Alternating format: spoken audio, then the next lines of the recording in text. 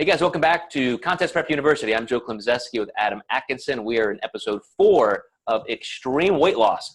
And of course, the topic, Adam, has been leading from that extreme weight loss toward the goal of a contest, some kind of physique sport endeavor. And we left off last time talking about, we dove from macronutrients into some of the behavior changes. And I want to pick back up there with absolute behavior change. You talked about giving people an untracked day, something that made them feel like, hey, I can do this. If I've got a diet for a year, as long as I have that one meal or that one day where I kind of let loose. When we historically have worked with calorie modulation for contest prep, it's pretty controlled. You know, it's, hey, have this much increase in carbohydrate, do it this way, use these foods. This is not a cheat meal kind of thing.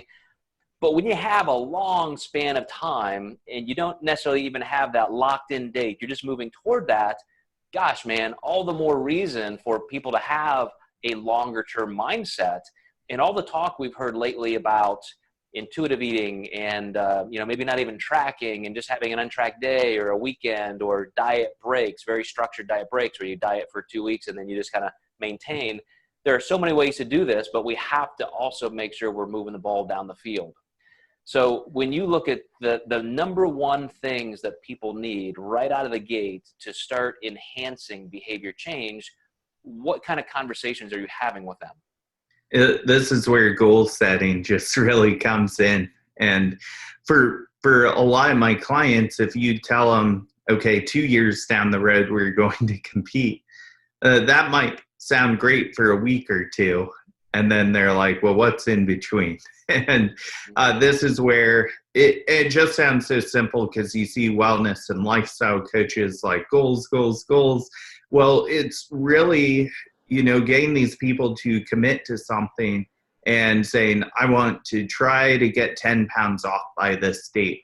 And what's great about this is they're not signing paperwork. They're not signing a document to get on stage and, lose 10 pounds. So these mini goals just prepare them for the next step. And I think even back to how many clients have I had who maybe have competed before and say, I'm going to take a 2-year off season, and then they do horrible because it's just such a long goal that even people who have done this before struggle with such a long goal. So I think it's really important for those short-term goals to lead up to the bigger goals along the way to just keep clients engaged and keep them working for something. You made me have a flashback to the time that I got up to 200 pounds, only time in my life, intentionally. It was my pursuit of my pro card. I wanted to have this longer off season, took 2 years off. And back then it was actually more difficult than I thought it would be, but I ate my way up 50 pounds. So when I started this contest journey, I had to lose 50 pounds, and that's pretty obese. Like even for a guy who's getting on a bodybuilding stage and I've competed for years. So I gave myself 11 months. I targeted a show. It was in November, started in January. And I did it just like you said. I took small steps. I had little goals along the way. And obviously I could keep my calories somewhat higher and do a little less cardio in the beginning so I could kind of titrate in extra work and increase in dieting. But there was always that long-term goal with small goals along the way. And this gets back into keeping some level of objectivity, because as I would see my body comp change, I'm doing, hydrostatic, weighing for body comp and things like that. It's like, that just keeps motivating you. Here's my goal for this month. Am I hitting it? What's my goal for next month? So I think anybody, a competitor or not, really does have to have some metric of showing progress along the way. Yeah. I honestly, just kind of my retirement of the industry, I set my goal too long. And my goal is to do universe championships 2 years after qualifying. And I distinctively remember being at that show and thinking, I have a whole nother year after taking a year off. And at that point, my coaching career started just really booming.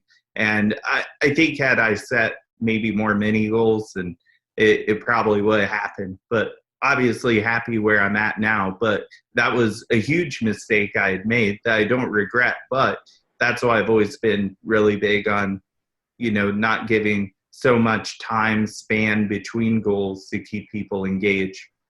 Yeah, and you know, as we go back to somebody just losing, you know, what we're calling an extreme amount of weight, I have a client who has a goal of losing 80 to 100 pounds, and we set those goals out. It's like, let's plan out this year. It's like, you know, I've got this. And he picked these things that were not on people's schedules typically. It's like, okay, my wedding anniversary here, my daughter's birthday, we have this family vacation, we have this, and he picked specific goals so that we still had one little thing to take off the list at a time, and I think that's very helpful. So, all right, you guys, I know you're getting ready to say something, Adam. Let's cut this one short so we can dive into the next topic. We want to always make sure we're keeping these to 5 or 6 minutes, but we'll see you guys next time. We're going to keep talking about extreme weight loss.